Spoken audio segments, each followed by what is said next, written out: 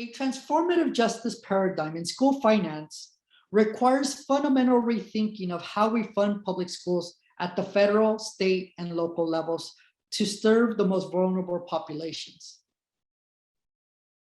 A transformative justice system is a combination of structural justice, asset-based distributive justice, and dignitary procedural justice. Each component will be briefly described. Structural justice.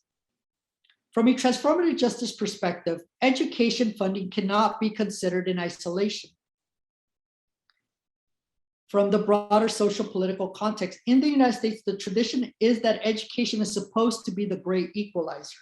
However, our country's history has shown that schools have instead reflected, if not perpetrated, or at least failed to interrupt the injustices found in society at large.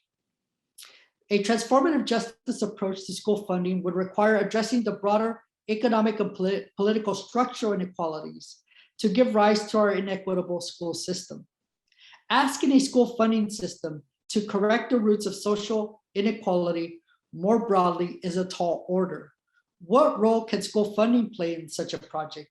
How can school funding lead to a more just system? The next, asset-based distributive justice. It is important to make clear that distributive justice, meaning additional funds, is important, but it loses its effectiveness when framed from a remedial mindset. Nor is it the only factor. Distributive justice with an asset-based perspective is needed, but insufficient to transform our school finance system. Thus, a distributive base that based on linguistic and cultural capital to build on students' strengths. Dignitary procedural justice. Procedural justice pertains to the mechanisms or procedures involved in the exchange or allocations of resources, rights, obligations, rewards. In contrast to distributive justice, which concerns the fairness of a given outcome distribution, procedural justice concerns the fairness of the process of how the distribution was arrived. In the case of school finance, the justness is the distribution of funding will depend on factors beyond justice of the allocation.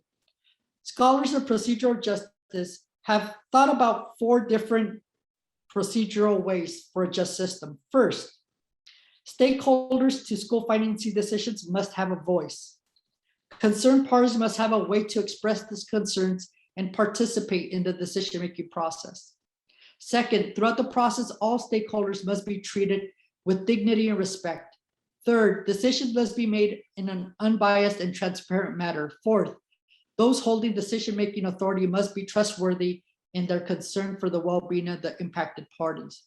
A central feature of a procedural justice is the importance of dignity.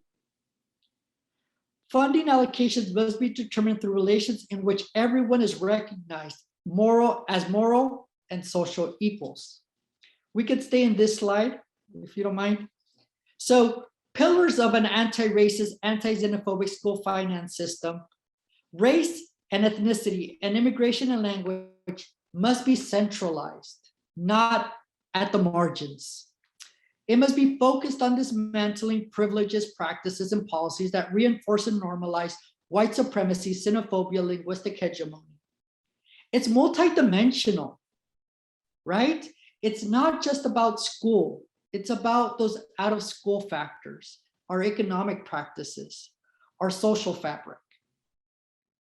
It's interdisciplinary, meaning it's not just the economists that are going to solve the problem. It's not just educators that are going to solve the problem. It needs to be conducted in an interdisciplinary way. And it must include that transformative justice that was described.